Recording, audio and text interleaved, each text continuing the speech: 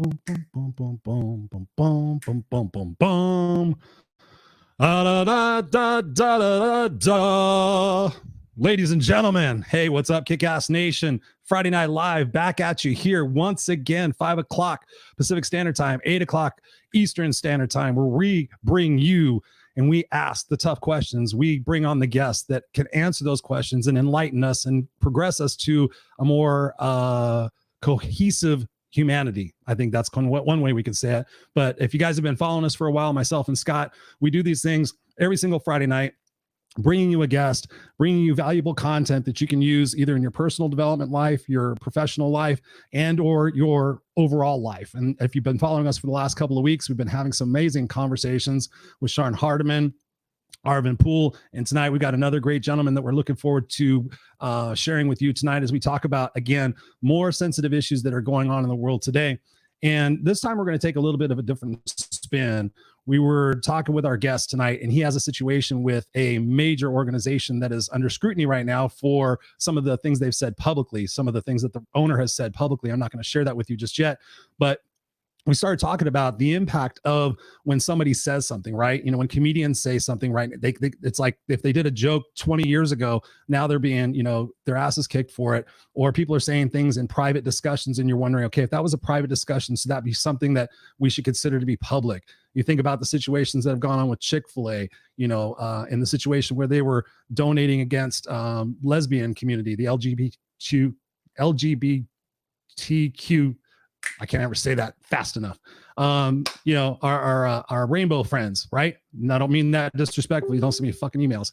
But you know what I'm saying? So they came out against that. Then you had Papa John's coming out and going against what the NFL was putting up. So then there were situations like that. So the discussion we want tonight is to really dive deep. Do we throw the baby out with the bathwater, right? You know, so if you're not a Trump supporter and you go to Home Depot and you find out that he supports Trump, do you stop going to Home Depot and start going to some other place? You know, where do we draw the lines in that? And the conversation that we're going to have tonight really goes into the questions and the considerations we have to make as purchasers. That's why we called it Pocketbook Activism. You know, we vote with our dollars by the businesses that we go to. But in a lot of the research that I did this afternoon and looking at it, it's pretty fascinating how sometimes we'll ridicule famous people for saying something, but then we'll go shop at another place. Or we'll, you know, I hear people sit there and say they don't like Jeff Bezos, they don't like this, but then I see them with their Amazon packages. It's like, okay, so we're going to have that discussion to figure out what it is that we should be asking ourselves and really looking again at the deeper picture, the bigger picture of what it means to the communities that we serve. And again, for our families and our friends that we do that with. And if you guys have been seeing those shows, we massively thank you so much for sharing these shows and getting the word out there, because each week the views go up. Each week the conversation deepens. Each week we get, both Scott and I get emails and voice or messages on Facebook saying, hey, great show. It really spoke to me. It opened my eyes about something. So thank you guys for being here every Friday night. Thank you for your support. Thank you for your love. And let me bring on the very beautiful and manly Mr. Scott Goyette. Mr. Scott, what's going on, buddy? Beautiful and manly. That's pretty much my descriptors. That's what's been going on for me lately. Beautiful and manly. All right, so just sit there and shut up and look pretty, and then we'll be good.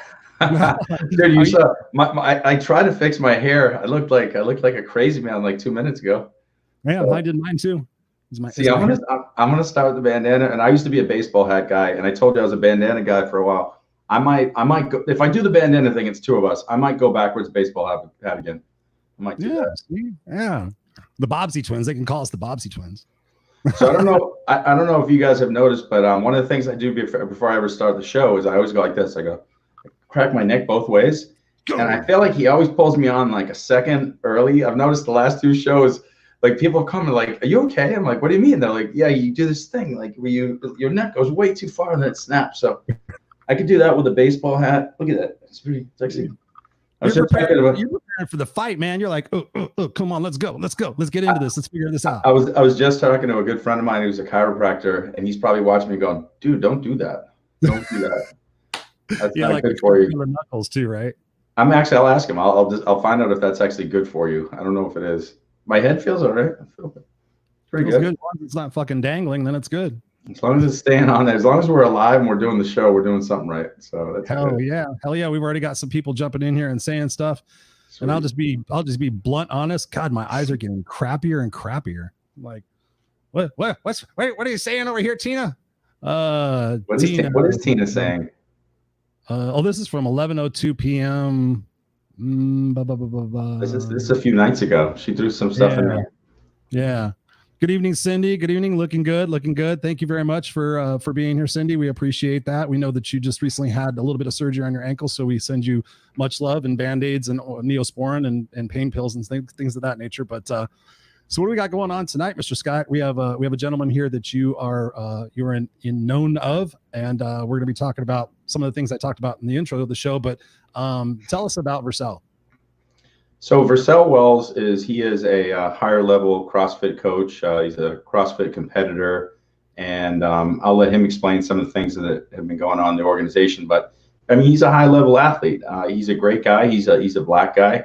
Again, we've had a lot of black friends who have been on the show because I think we need to listen to their perspective with everything that's going on.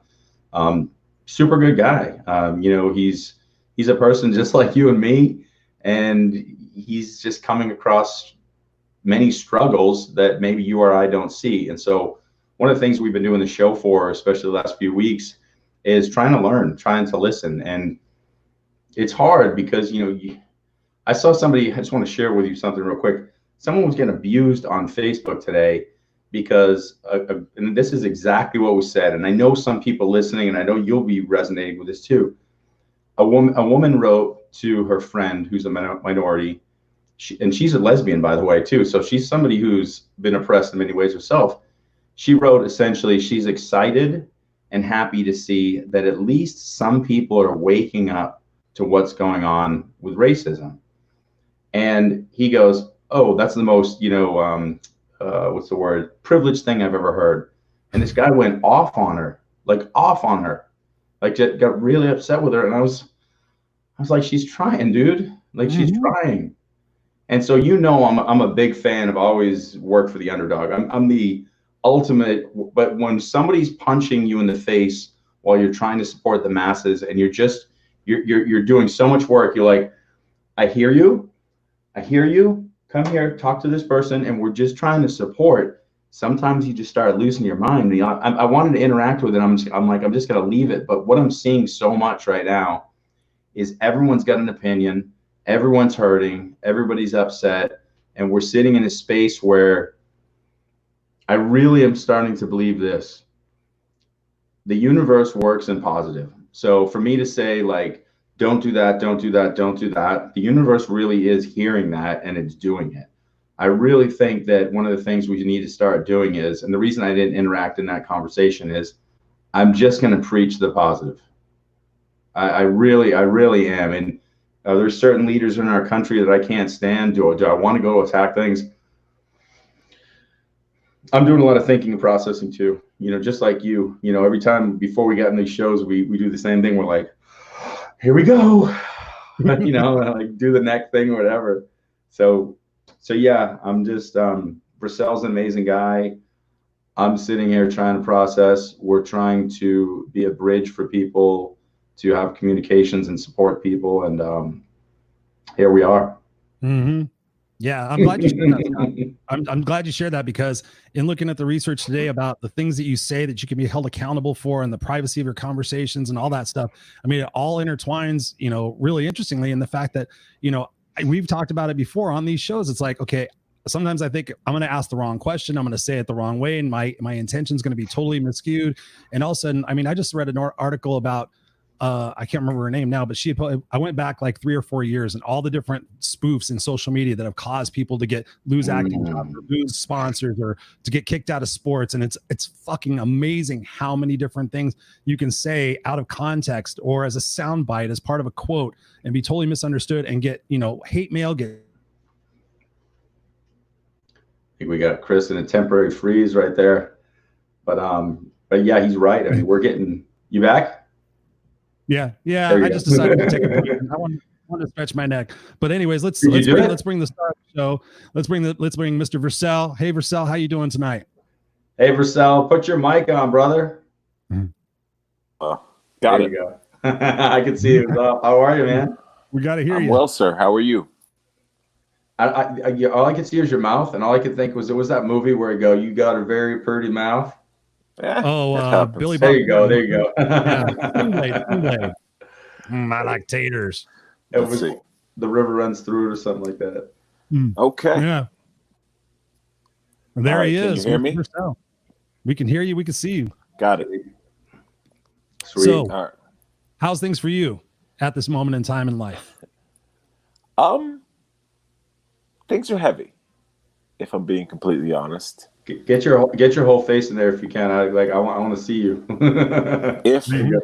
If I'm being real, I am Oh yeah. a lot of people in the CrossFit community's only black voice. There's Elijah Muhammad and Chandler Smith, but I'm talking about locally and friends of mine and people that do CrossFit in Parker, Colorado. They don't know many black people. And they don't have many black people that they're exposed to. So I'm getting asked a lot of questions that are interesting, but I'm here for all of it, to be completely honest with you. Yeah, no, definitely. One of the things we pride ourselves here is the fact that it is open and honest communication. It's straight from the heart communication for us to understand, for the listeners to understand, to get a deeper perspective from what you go through. So, I mean, tell us about some of those things that you're facing that are causing you the angst and the frustration and the heaviness. Well, the heavy is just because I believe, honestly, what I've grown up with all my life, some people are just realizing that I have. When people understand what black people have to talk to their kids about that they don't, and the things that they have to see, and like what crosses our path, they're hearing for the first time. So some people are becoming frustrated and they're like, dude, is that real? Like, you get followed around stores? Yep. Like, is that, like, people do that? Like, yeah, it has been all my life. I had the discussion I grew up with a single mother. And my dad, I moved with him when my mother, who was military, moved to Afghanistan. I lived with my dad, and he had the conversation with me too. Like, hey, please don't disrespect a police officer, no matter what. So I'm hearing that people are acknowledging it for the first time. And it's fascinating to watch them go through it because they go through their own process. And it's something that's second nature to me, but they're hearing it for the first time. So they have to go from the very beginning. So I have to explain everything to them. And it just gets tiring, have to explain it several times. But here's the rub. I would rather people want to talk about it than never want to talk about it, because that was my reality before. Because people didn't see it, it didn't cross their desk. Now that it is, now it's time. Now it's time for other people to see it. So if we're all here,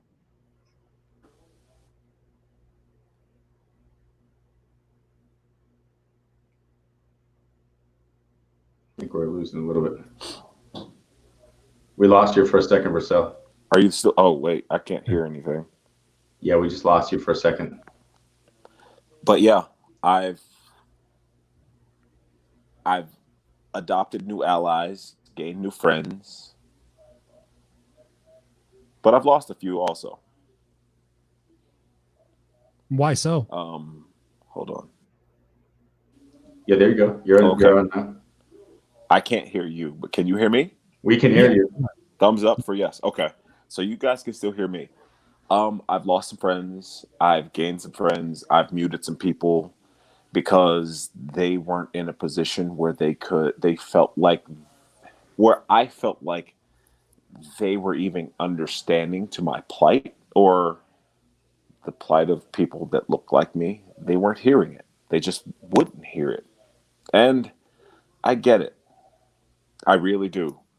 If I had never been taught this, then all of a sudden I'm being told that I'm the enemy. I completely understand why some people would reject that, because they're like, well, I've never done anything to anyone. You know what? You're right. But if you just do some research, you'll understand that this is how other people have experienced their lives. And not saying you're responsible, but this is how they've dealt with people that look like you who have been responsible. So if you'd be open to listening, and they're like, no, I'm not going to. So that's been my experience the last few weeks. I've had to explain that several times. And like I said, that part gets heavy. Hold on one second. I can't hear anything. Can somebody say something? Switch up these, pull these up. Let me unplug it and plug it back Yeah, in. yeah. Pull those out, or All just go without it. Use the speaker. Can you hear us now? Got it. I got it. I got a phone call and it shut everything down. So I was talking, not sure that you guys could hear me. Okay, we can hear you, but we're with you. Okay, so but I've go ahead. Sorry. Go ahead. No, I was going to say. No, I've said I've dealt. Go ahead. Go ahead. No. I've dealt with others. I've dealt with people who have never had this experience. They've never had the awakening. They've never had the understanding that, wow, you have it different than I do. That your life has been different. That you're not making this up. And just having to explain that several times, it's just like if you've had a rough childhood and everybody's like, oh no, but you appear so well-rounded, well-adjusted. You're like, dude, I've gone through hell and back. I'm glad you see me that way now, but it's been a process. Having to explain that to a lot of people at the same time. My DMs and my Facebook messages have been crazy. But like I said, I'm here for all of it, because before, these people weren't necessarily allies. They weren't racist necessarily. They didn't understand, and now they're starting to. And it's so much fun to educate others in what it looks like for me. Sorry, Scott, go ahead. No, you were just like, I was listening to it and processing it, and what you were explaining literally was a perfect precursor to what white privilege is. And we have a lot of people who are beating up that term and saying, I don't have white privilege. I mean, Chris and I can sit here right now and he can talk about his homelessness. I can talk about single parents. My dad was a drug user. I didn't have all this stuff. Like, I can say, you're going to tell me that I had privilege, and they're missing the point. The point is, when I walked down the street to the candy store, no one thought I was stealing candy because I'm just a white kid.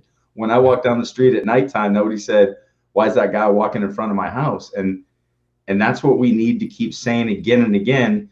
And I don't want to call every one of my black friends and say, keep saying it, because it's stressful. But at the same time, I want to make sure my voice is used properly. What I'm saying, are people hearing me? And so this is the dilemma. We don't want to sit here and keep saying, hey, Versell, hey, Sean, hey, Arvin, hey, keep talking so everybody understands. But when I say it, I don't like, do you see where we're coming from? Like there's this weight where I want to explain it. And then of course, you've got certain, and you see it on Facebook, you've got, certain groups of my friends that are going, come on, dude, white privilege. That's the dumbest thing in the face of the earth. And I'm taking deep breaths and I'm sitting here. When do I fight the fight? When do I not fight the fight? And you've seen my posts. I mean,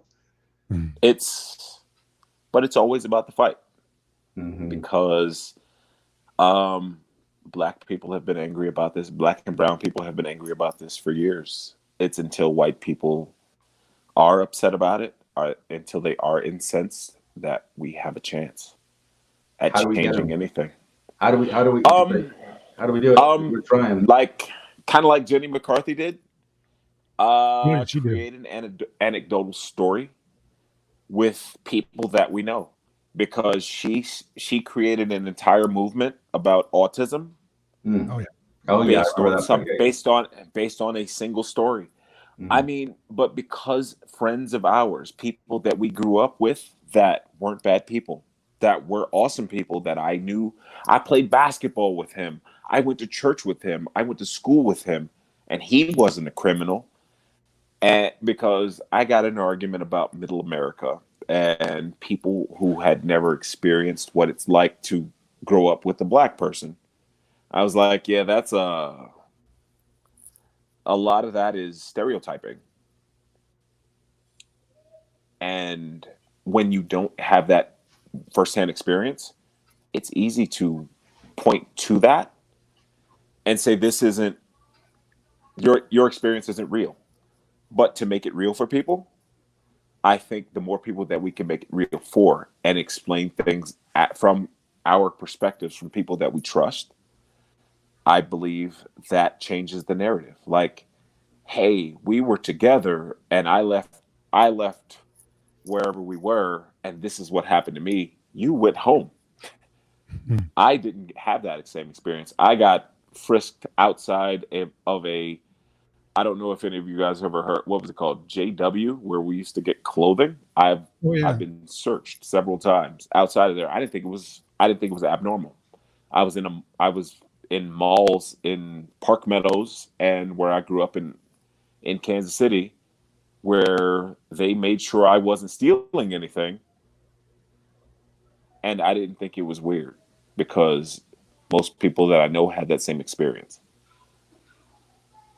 Like, this is what you deal with as a black person growing up in America.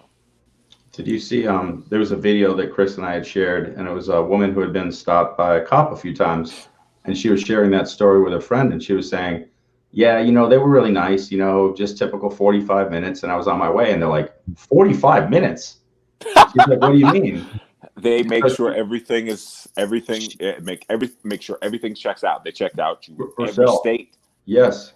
They went through a process that she was like, they just ask you to slow down and let you go. And she literally was freaking out going, that's the real. And then she started crying and lost it. And she's like, you mean it's not a 45-minute process for everyone? And like you said, what you know. You never watched the white kid how long it took him, or did he get checked? You just know what you know. Yeah. And it's crazy. Like when I heard that and she was crying and she's like, I just thought I was the normal. Like that was the norm, and it's not. You don't know what you don't know. You don't know what you don't know. Mm. So Versell, that's the absolute truth. Like I wish I could explain it better than that but I can't. But each person's experience is valuable, and my experience won't change anybody's life, but the next person or the person next to me might. And I think the more conversations that people are willing to have around the subject of discrimination and just the general unfairness that some people experience are fascinating. Like, and even the passive stuff like, hey, you can't jump up and touch that? Like, wait a minute. Why would you assume I could jump? I probably can, to be completely honest with you. But why would you assume that? I get that too, though. Yeah. I'm 6'4" skinny, though. Yeah. So. I mean, but it's just one of those things. I know. Like you experience it, and sometimes it just gets heavy. So when I say that my days have become heavy, they have, but I also believe I have a responsibility. I also believe that what I do and what I say matters. Now is not the time for angry black men. Now is the time to recruit as many allies as I can, because these are people who want to be allies. And why would I not be kind to them if they're asking questions? Why would I be like, well, you should have fucking known years ago. I mean, I'm not sure if I can cuss. I'm sorry. No, you should have known years. No, Chris actually coined the term swearing. Chris actually was the first person ever to swear. So, yeah. Okay. And I'm from Boston, so yes, you can. Yeah, no, okay. you're good. I mean, people are like, well, you should have known this years ago. It's like, wait, what if they didn't? What if they genuinely had no idea and they're coming across this information for the first time?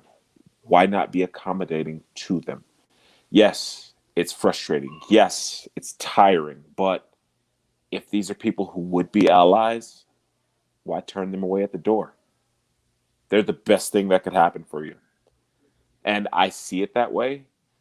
And people who don't, I believe, is just low level thinking. Like, yes, they look like the people that would oppress you, but they're not those people.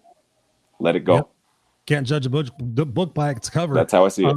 Yeah, no. Thank you for sharing that, Versell. One thing, can you do me a favor? Because people want to see you. If we could just keep your, all right, we've gone forever for this question. Next question. No, keep your beautiful face on the screen if you can. Let's talk about what we were talking about. Him. You can't hear me? I can hear you, Scott. Oh, you can't hear Chris? Nope. Really? That's weird. That's weird.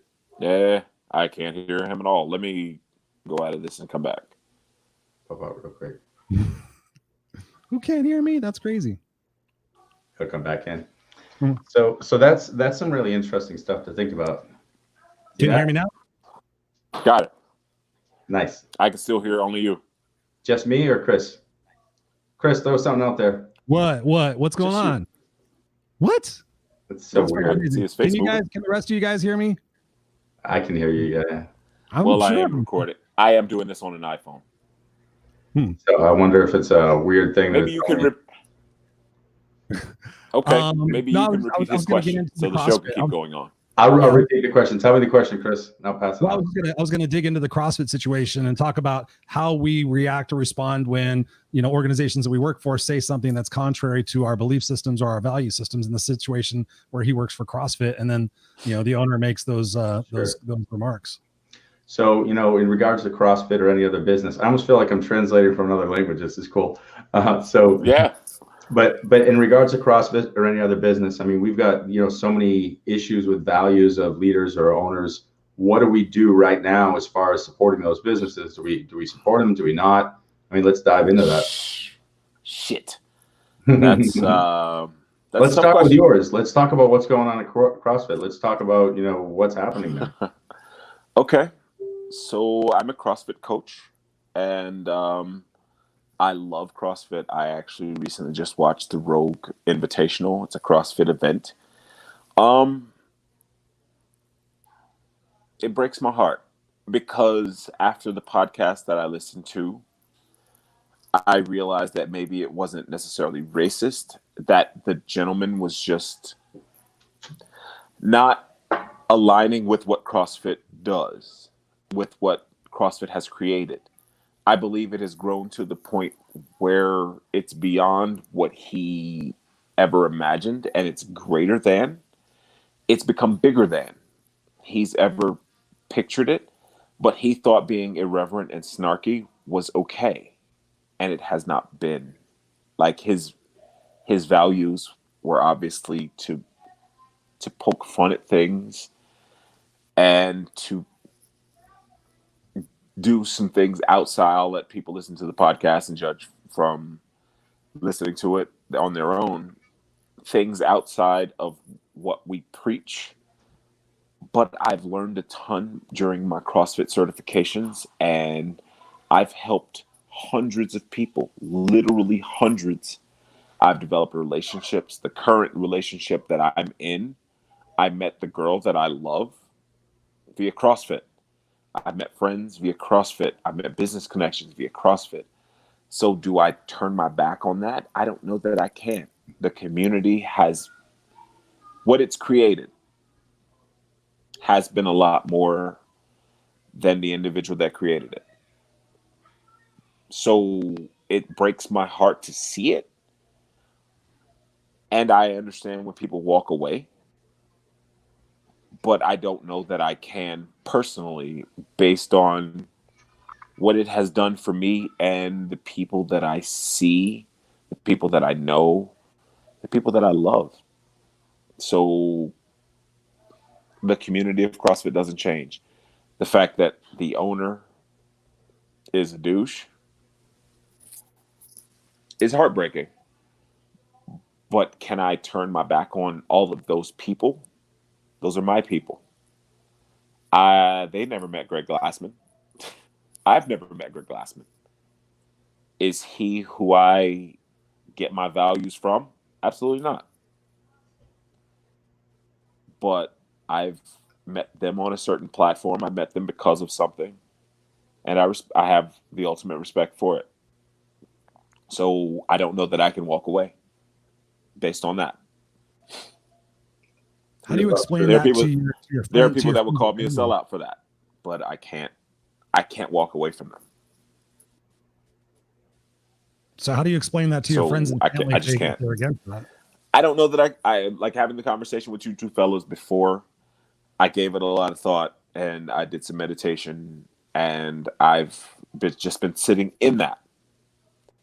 The fact that CrossFit has created almost an entire life since I've been a part of it. Do I knock all of that off the table based on my disagreement with who that person is that created it? Because he's never seen me, met me, or any of the people that have been a part of my life that have made their lives better. He's not. That's not who he is. That's not who I am. So,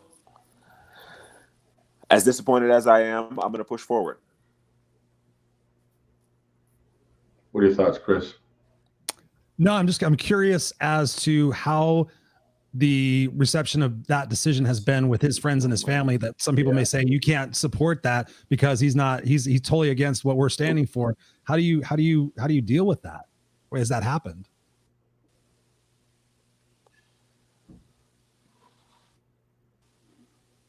There he is. Did you hear that question, Versell? Were you able to hear Chris? He was asking just specifically, how are you dealing with the response from friends and family after your decision to say that you're on board? I mean, to be honest with you, most people who are in the CrossFit community, they don't really think anything about it at all. But to be completely honest, it is a morality question. It shows that what you guys were talking about and what he said at the intro to this show. Do I stop shopping at Home Depot because that person contributes to the Trump campaign? Or do I buy the things that are helping my family and my side business? Or do I stop doing this because do I participate in what we've now coined the term cancel culture? I believe there's a time and a place for that. Like, if it is completely against who I am, as in like a heinous crime, it's not a heinous crime to me to be kind of a shitty human. And a narcissist. That's who I think Greg Glassman is. Do I think he's a person breaking laws or like doing something that is completely against who I am as a man? No. We don't agree. But I don't know that I can do that. Like, my family and friends would understand. Anybody who knows me would understand my reasoning. They would understand who I am at my core and get why I wouldn't walk away. Because without that platform, without those people filing into a CrossFit gym, I don't get to impact those lives. I don't get to see the people that I see if they didn't just walk into the box that I coach at. So that's where I stand on it. Here's something I'd love to add to that, Versell, because a lot of us live in hypocrisy in some way where we say, like, I don't agree with that, but here I am. And, we can use something as simple for all of us that a lot of us don't like the idea of, killing animals, but we eat meat. And so we pretend it doesn't happen. I buy it at a store. I never saw the animal get killed. So we make things up and we hide behind it. So here's what I would love to challenge us to do. I would love to challenge us as human beings to realize that we can make big choices that shift our mindset or shift our entire world, but this is a one bite at a time world. So what I would suggest, and my thought on this too, and this is just from the outside looking in, but from my own self too, is maybe we can start exploring the one thing we can take to get rid of those, founders or those CEOs or those people who are donating to causes or saying silly things or not thinking. And I think the best way to do that maybe is, like you were saying earlier, you know, you took a deep breath and you're tired of people saying like, oh my God, Black people have a tough time in life. Is this just started happening? This is so crazy. Like, so it sounds nuts, but maybe listening to them and saying they could be an ally, or it might be something as little as saying, he may be the founder, he's doing this, but my client means a lot to me. So I will preface every single meeting with the client as saying, I don't agree with what the founder does, but I love you. So maybe you do something little that we're slowly changing it, instead of I denounce CrossFit, or I will no longer support Livestrong because Lance Armstrong's a cheater and a bad man. Like, but people got, you know, cured from cancer because of it. Like, this is a weird world we live in. It's not, ironically enough, it's not black and white. It's gray. You know what? Here's the thing. Most of the people that come across, what's today? Friday? The 19th. I've coached four. No, it's Juneteenth. I've coached 4 out of 5 nights this week. I've coached probably 20 CrossFit classes in the last 5 days. Most of the people have no idea what Greg Glassman said or what he did, because it doesn't cross their desk. Like, it's not a thing that has meant anything to them. So I could put it on their desk and have them upset about it, or I could continue to be who they've always seen me as. The person who cares about them, the person who's trying to get them to enjoy their lives a little better, to get a little bit stronger, to work a little harder. The person who is a part of the best hour of their day. I could do that, or I could inundate them with who Greg Glassman is as a man. Most of the time, people don't realize, I think Les Brown, who the owner of the company or the CEO of the company is. They just know what it's doing for them. Sure. So they don't get it. They don't know it. They came here for a purpose, and I'm here to fulfill that purpose. And it fills my bucket up, and it fills theirs. Greg Glassman doesn't have to be a part of that conversation, and he never has. And if I have it my way, he never will be, because that type of energy doesn't help me, doesn't help you. Him being a narcissist and a person who does the things that he does is separate from what he's created. I think it became successful in spite of him, not because of him. Very possibly. He's not created all of the things that it has become. It just caught fire. It's like he put something out there and somebody else took it and ran the ball, and somebody took it from them and pushed it forward, and then it just snowballed down a hill. Like, it has become this global thing, and he's just been the recipient of it. There are people who want to reaffiliate. There's been over 1,200 gyms that have deaffiliated. That has cost CrossFit thousands of dollars. And they'll come back when he leaves, which they're within their right to do. I don't own an affiliate. I'm just a part of one. So I'm not at that level. So I can't make that decision. But I do know that what I've been a part of has been awesome. I've met the people that I've met because of it. I can't turn my back on them because of something that somebody that they'll never meet has said. So I have a question. Or done. What would it take? What would he have to do in order for you to change your opinion of him and disassociate yourself with him? Or is there anything that he would do or say that would cause you to dissociate based on what you said before? And thank you for sharing that, because that is brilliant information that we need to consider. A word he's saying. Okay, so say that again, Chris. Hold on 1 second. No. Translate. That's so weird. We've never had that problem before. Shorten it so that I can translate.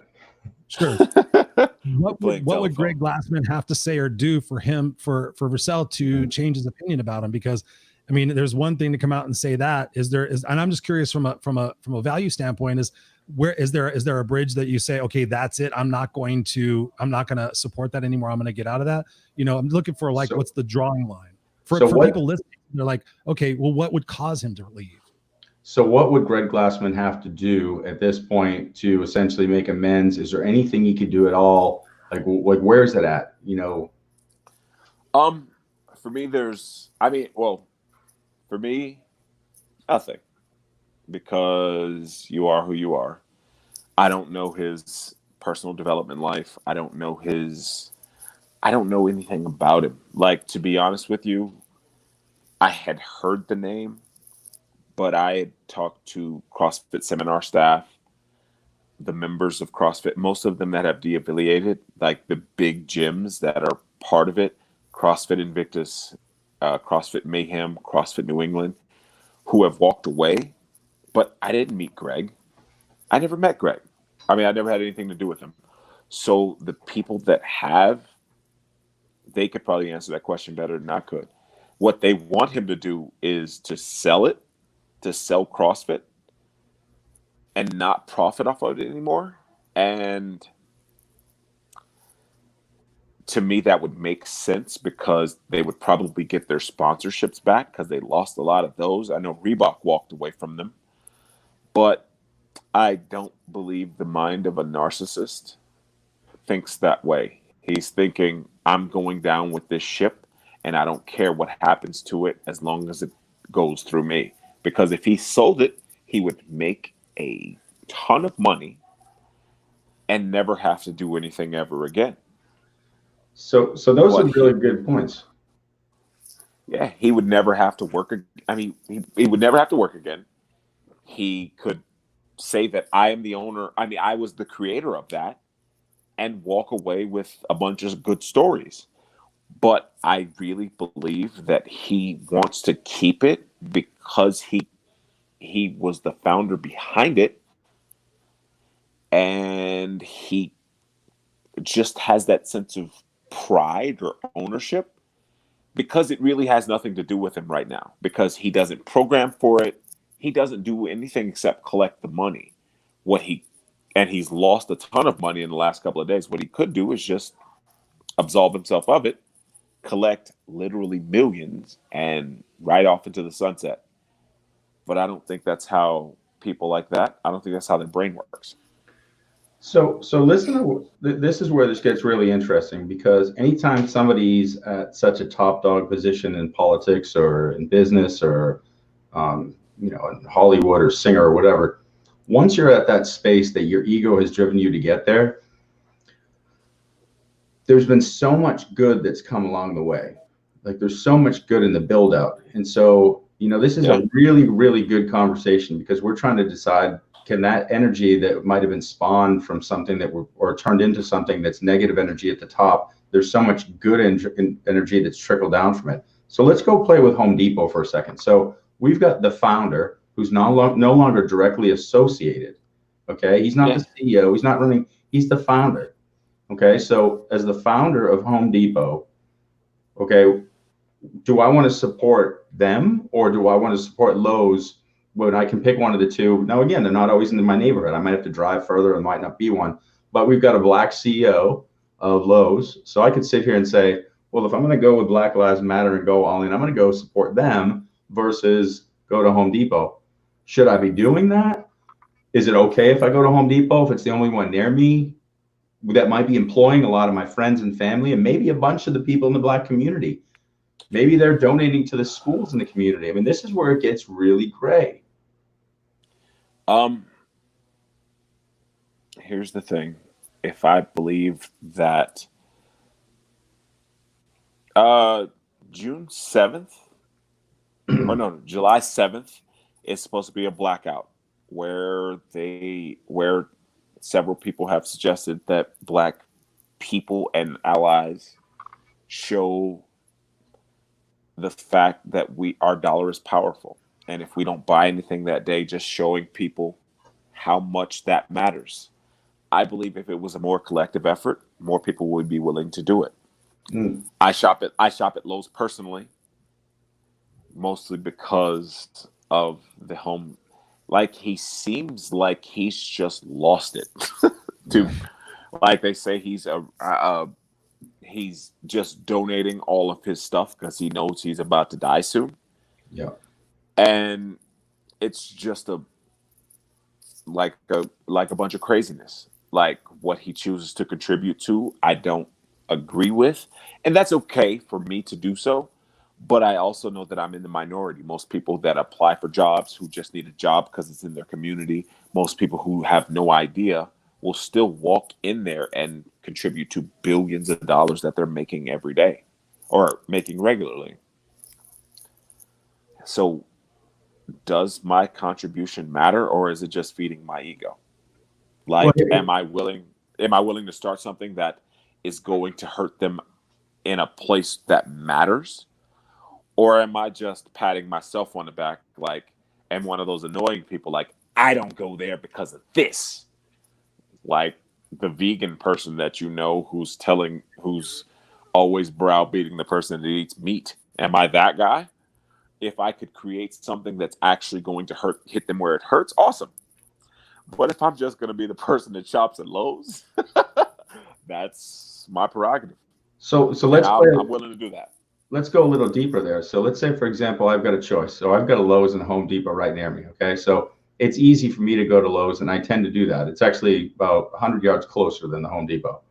So I go there. But let me ask you, so if you're going to Lowe's by choice, and that's where you're shopping, how do I know that a bunch of these Lowe's aren't run by a super racist manager and a massive staff of racist people? Because all we're doing is we're taking who's in the limelight, who has the most money, and are we really solving a problem? Back to your point of it being an ego-based thing, because I hear you. I hear you, and I want to go that way. Like I just went to Lowe's. I bought a ton of stuff from Lowe's over the last few days because we're remodeling a cabin. And I went to Lowe's specifically for this reason. But I don't know that I'm right, is my point. I don't know who works in that store. As a black man, I assume that a lot of people that I come across are racist. Mm-hmm. I mean, maybe that's a cynical way of viewing it. But I have been fascinated by the fact that I live in Aurora, Colorado, which is a suburb of Denver. Sure. Parker, Colorado, that's probably less than 1% black, had a rally for Black Lives Matter, and it brought me to tears. I didn't realize I had this many allies who were in a bubble, if there was ever a bubble of all the bubbles. Like, they don't have to interact with black people. Every place I go in Parker, I'm the only black person there. It's one of those. It's worse than Westlake and Austin, or worse. It's worse. I can tell you that it's absolutely worse. Not where Drew Brees grew up. Sure. I lived in Austin for almost 5 years. It's worse. Parker, Colorado, and just knowing that you have these allies, it has opened my eyes to maybe it's not as bad as I thought. So I assume a lot of people that I run into don't want me to be there. So I don't know. I don't know the answer to your question. Am I supporting somebody who's local, who's racist? Probably. But am I doing maybe what makes me feel good? And that's, at the end of the day, all we can do. Like, so let's go. What helps us sleep better? Let's go there because here's what I'm hearing, right? I don't know. Okay, I can sit here and say, yeah, the founder of Home Depot is racist and he's done stupid things. I can look at Greg from CrossFit. I can identify those people. But there's going to be a bunch of covert people who are hiding within the masses that I'm supporting directly, indirectly. So back to your original point, because you had a great point at first, and I've been thinking this a lot lately. How do we become the light so that when you walk into that Home Depot or you walk into that Lowe's, regardless of the bad CEO, regardless of the manager who's going, oh, this black guy's going to steal something. If you walk in and you show them something different, and I show them something different, and we keep having the conversations, I really think that's how we're going to shift people's mindsets. Now, yeah, there might be a combination of a smack in the face or, you know, a riot or whatever. Those things are definitely waking people up. But the long-term sustainability and the gains are going to be saying, I hear you, to the small town white guy who's racist, to everybody. When we start hearing those people and becoming the light, that's what's going to create the change. So how do we do that? I mean, because that's where we're sitting. I would say the creating conversations probably changes more minds than an innocuous interaction, because someone who, if it's a just general nothing happened, people are allowed to keep their biases. They're allowed to hold on to that.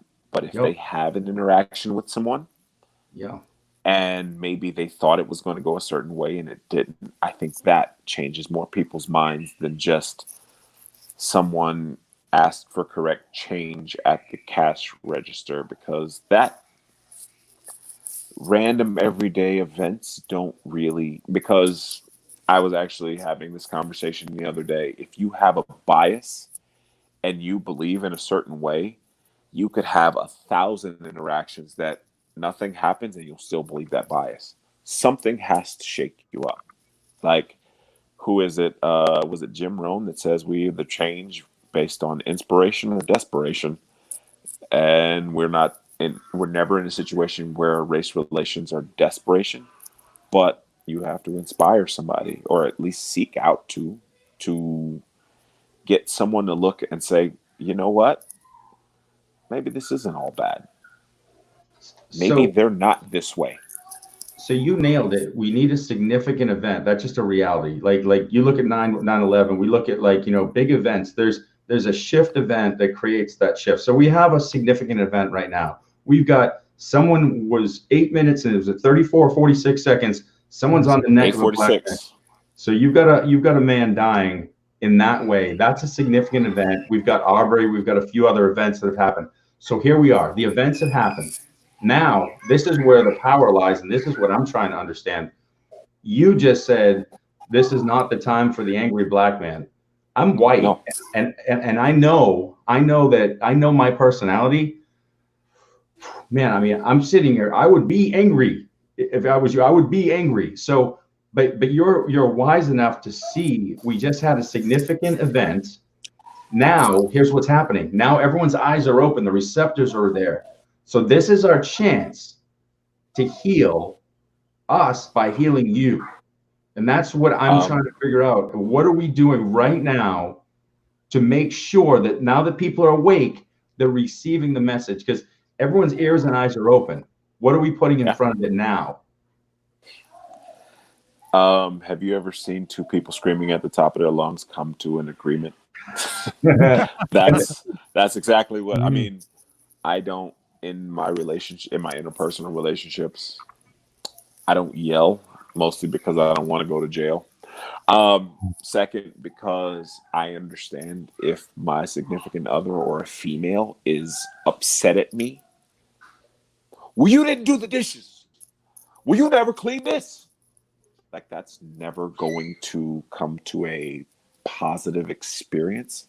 So I have to realize that if someone is willing to even emotionally express hurt and express themselves, that it behooves me to become what that person needs at the time, whether that's a kind of a tour guide into the world of what people of color experience, whether that's a person who just puts my arm around them and is kind to them because they've had bad experiences in the past.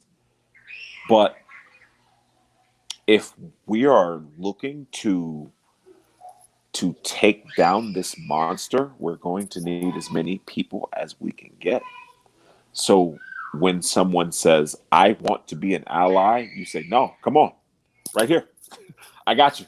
if somebody wants to, like, in simpler terms, if somebody's on the fence at the Red River Shootout, Texas or Oklahoma, and they walk up to you and say, Scott, which team should I support? And you've got on a burnt orange T-shirt, you're like, well, Oklahoma people do this. Come on over. You do whatever it takes to put them at ease and bring them to a point where they would be willing to understand what you're going through, who you are, and why your side means something. Because once it means something to them, they're willing to run into that same brick wall. They're willing to knock down whatever that is. But you bring them to your side. So like I said, now is not the time for angry black man. And I get it. People can be angry and they can be emotional. But what's going to make the biggest difference at the end? People who were fired up, and when other people are fired up, whether it's not going to do anything or be accommodating and kind to them. So they're like, okay, you know what? I get it now. I'm for that. So I'm for that side of the argument. I'm gonna speak for Chris, and then we're gonna get Chris to be able to speak in a second. But I'm gonna briefly. So we both want to thank you for that, because we're always trying to bridge the gap. And I want to lead with one thing. We respect the emotions and the feelings of people, because feelings and emotions are real. So if I was sitting where you're sitting, and now everyone's like, oh my God, black people have a tough life, and I could see how angry I would be. I would be pissed off. So let's do this. Let's just look at this from a standpoint of what outcomes we want. I want unity. I want equity. I want a beautiful world. Okay. That's selfish to me. That's not even me just doing that for you. I want that because we are one being. We want that for all. So the quickest path to that, you've nailed it. We had a significant event. Now, those people who are doubters but are on the fence, let's together win them over. That's my call to action. I want to support you in helping win them over, because I'm tired of, have you seen black on black crime? Do you know that black people steal more? Like, oh my God, will you shut up? Like, we're gonna have a stats battle. I want to sit here and get those fencers, because here's the thing. Those fencers sit at the same dinner table as those people in Thanksgiving dinner. They can say, I'm tired of hearing this shit. It's over. I don't want your racial jokes. We're done with that. They can silence that and accelerate the healing. So I would love to support that. And what you're saying is you've got a chance to do it now. Okay. Well, does that make sense? Here's why I do it. Here's why I do it the way that I do it. Because I completely understand what you're saying. Because I think about the end at the beginning. If this is the beginning, I also know that you two can have conversations that I could never have. As a 6'4" black man, I don't have people that run up to me and point me in the face and call me names. But here's what they will do. They will make snide comments to youth that they interact with, or a coworker. And if I can help with that coworker, or even help with them to understand that maybe there's an issue, that you might have just learned this wrong and you might need to unlearn it. If I can, as a lawyer would do, plant the shadow of a doubt in what you've always believed, maybe I've got a chance. Because white people can have different conversations with white people than I can, because they're like, hey, he's being articulate. He's not browbeating me. He's presenting facts. He's being like non-emotional about this. Some people will still get upset about that, and those aren't the people that I can reach right now. But the people that I can are the people who slide in my DMs after seeing a heated Facebook conversation or whatever, or see an exchange and are like, well, tell me more about that. Like, is that real? Did that happen? And I'm like, yes. And here are the references. Here are resources. If you want to look this up, you know what? Let me buy you this book because it explains it in a lot better terms than I can. And it goes a little bit more in depth to explain to you what actually happens. So the more education we get around these things, the better off people are, because it's not just my anecdotal words. It is like these are historical events that are backed by like facts. So if they can explain this to you, I don't have to. And if you're willing, if you're open to learn it, because a lot of times it's a level of ignorance and it's ignorance and fear that create those situations. And if I can crush that in an innocuous way and with a smile on my face, I win. I can change the way that the narrative goes. I can change the conversation that that person is having while I'm not around, because, just like when a teacher's around, students don't fuck up. They try not to, but when the teacher turns her back, shit goes out of hand. So if I can teach the kids or teach whoever that is to think differently, or at least challenge that, I win. I can have the conversation hundreds of times, just like if you teach a man to fish. Like, I can have that conversation hundreds of times in hundreds of different rooms that I'm not allowed in. People are more comfortable in their own environments. If I can change the temperature of that conversation, my life changes. My world changes. My world gets better. So I want to say something to finish that up too. You said that I win. I want people to remember something. When you say you win, we win, and I think a lot of people get disconnected on that. Like when you win, and when you feel safety, and when you feel this world is accommodating and loves you, we all win. And that's something that gets lost in these conversations. I want to give Chris a little time to finish up here too, because he has said things, but nobody's heard it. So yeah, I didn't hear it. Fortunately, he's not hearing, and that's the crazy thing. I mean, we've had so many broadcasts and never had any situations. So I apologize for that technical difficulty. I can say my parting comments when we kind of wrap up. Yeah. Let me just get. I want to get a quick 60 seconds from Versell. I would like to hear one final piece of advice that you can share. Because here's the deal. I love what you said. You talked about that you see the end in sight, and we all three of us think like that. We look at the end in sight, and then we find the pathway that's going to get us there most effectively. What can we share with the audience in 60 seconds to let them know, here's one thing that you can do right now to help us reach that end in sight of equity, love, peace? If I'm being honest with you, yes, I would say that, I can hear you now. What? The fuck? Yeah, you're finally back. Look at me. If I have my elevator pitch, it's that I love you, and that people who are overly emotional, they're just hurting. Yes. Anger is often fear, and it's the way people who are unhealed, it's the way that it comes across. And when someone is offended by that, dig into it, lean in rather than push away. Like what I've learned recently is that you can make an ally. If someone has an emotional response, ask them questions. Yes. Most often, it's, why is that? Hey, what about black on black crime? Well, why is that? Do you believe that black people are savages? Do you believe that they're beneath you and they are just genetically wired to fuck things up? Or do you think it is a matter of the way that they were taught and the situation that they were put in?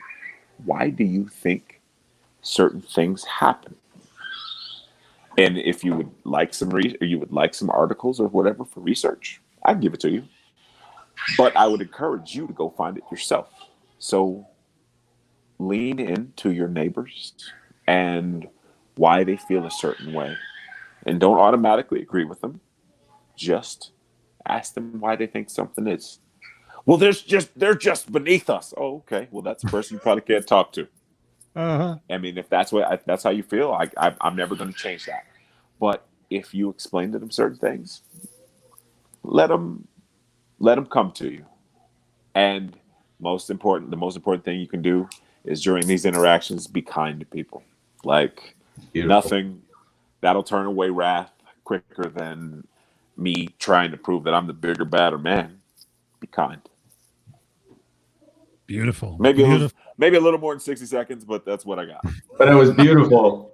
Yeah. Chris, what do you got?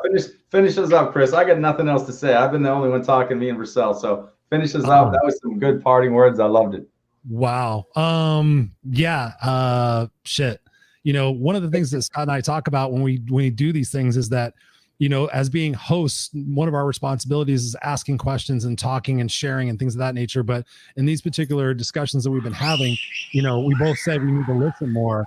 And that's one thing I've definitely done more tonight. So Versell, thank you so much for having the integrity, having the professionalism, having the values and the morals and the beliefs that you do to bring a different perspective to the conversation. Honestly, when I thought about this interview and I thought about the situations that you face and you're dealing with, as far as CrossFit and everything else, and doing my research, I expected there to be more anger and frustration, but you come at it with heart and you come at it with love, which is something Scott and I are bringing to the conversation. It's like, let's get rid of all the symptom bullshit. Let's get rid of all these things. And let's just talk about the core of the situation and how we can collectively mend what it is that we don't understand, as opposed to, shining a light and casting judgment on something that we don't understand. And I think that you said that beautifully in the fact that, you don't know, Mr. Glassman, and saying that all these other things that have been a positive situation in your life have come to you. And that is a beautiful thing. It's like not throwing the baby out with the bathwater and really choosing our situations. But the fact that what you said before is just having these conversations. And for me personally, I think that whenever we have conversations like this that are deep and they're philosophical and they're based, on a lot of emotion, the best thing to do is seek first to understand, to listen, and to see something from another perspective. We don't necessarily have to agree with it, but at least if we understand it like you did, you don't know what he went up, you don't know what kind of upbringing he had in his life. So you're like me. You sit there and say, okay, might you be like that person if you went through that life for 56 years of your being? Yeah, most likely you would be. So really appreciate your candor and your heart and the fact that you look at things as far as responding and not reacting and being the light that we all need to be versus the hate that we see. So I applaud you, brother. I really appreciate it. I'm going to put you guys in the back room here for a second. We'll talk a little bit and then I'll just close out the show. Any other final comments? Love you. Love you guys. Love you guys too. Thank you. Thank you for the opportunity. Awesome. Love and thanks. Awesome. Hang on one second. Wow, ladies and gentlemen, I really already did my final thoughts right there, but this is about you, and this conversation is here for you, here for us, in the fact that what we really want to bring is just take away something that you can adjust your perspective on, that you can help enlighten somebody else, perhaps in your social group of influence. And somebody pops off with, saying that, just like Versell just said, ask them a question. What makes you think that? Where did you get your information from? Is that an opinion or is that a fact? Have you talked to people who have experienced the situation? Have you delved deep into that? We don't have those conversations because right now, like I started the show with, we're afraid to say stuff. Comedians are afraid to say things. We're finding, that things are being held against us that are from private conversations when, of course, all of us say stupid stuff. I'm a joker. I have said stupid stuff and I'm thankful that it wasn't recorded and somebody doesn't come back and say, hey, that guy from the Kick-Ass radio show or the Raw and Unscripted show said something 15 years ago was off-color joke. That's kind of crazy. But at the same time, we have to be having those conversations and delving deep and, asking the questions of how is that serving you? How is that making the world a better place? One thing that I didn't get a chance to talk to Versell about was the fact that you look around the entire world and everybody's rising, everybody's standing up. This is like a moment in time where we get to be a part of history. And it starts with you guys and asking those questions. And for God's sakes, please, if you're watching this and you do this, stop sharing the hate, stop spreading the anger, start showing how different sides of the conversation are going. That's what I've been doing. That's what Scott's been doing. That's what people in my Black community have been telling me, like, just keep sharing these, share this video, make people listen to this, make people understand that, because it is about perspectives. And I'll leave you with this. If I told you guys all a story right now, depending on how many people are watching this live or on the replay, if I told you all a story and it was 1 minute to 2 minutes long, and I said, okay, you paraphrase back to me what you heard, or try to repeat back to me exactly what you heard, everybody's going to have a different opinion and a different answer based on their experiences in their life. So that's the melting pot that we have to have that discussion on and say, oh, hey, well, said differently, it's this. Or if you were in that situation, might you be the same? And having that collective discussion, because that's what's going to heal the world, one person at a time. We plant seeds, we consider it, we keep our minds open, we keep our hearts open, because ultimately, like I've said before, and Scott said it too, we all want the same thing.